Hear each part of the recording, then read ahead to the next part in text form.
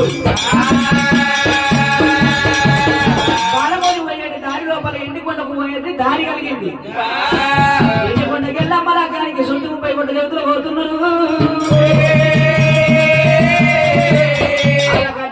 నాయన మీరు ఎక్కడ పోతుందంటే ఎండికొండ మీరు ఎల్లమ్మ లగ్గం అవుతుంది, ఎల్లమ్మ లగ్గానికి పోతాం మన దేవతలు చెప్పినాడు.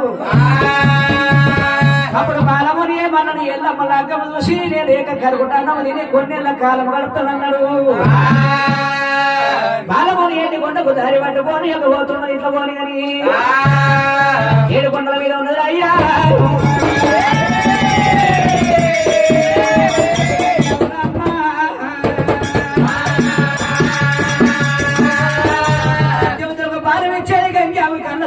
ఎల్లమ్మ లగ్గం అయిపోయింది, లగ్గం ఆడే పంట పుట్టిందా లేదని కొండ కిందకి చూసింది. అమ్మవారు కొండ కిందకి చూసినాడు, యొక్క బాలమని పోతున్నాడే. పుట్టింది ఎల్లమ్మ లగ్గం ఆడే పంట పుట్టిందా కొండ గుంటలు దిగింది. కానీ బాలమని గడ్డం వచ్చింది. బాలమని ఎక్కడ పోతున్నామని గంగా వాడికి నాయన పోతున్నామని ఇక్కడ అంటే నేను ఎండికొండ లగ్గం అవుతుందంటే ఎల్లమ్మని లగ్గం చూసి అన్నం అనుకుని తిని వస్తానని బాలమని చెప్పిండు. చెప్పినప్పుడే బాలమని గంగా ఏమంటున్నది,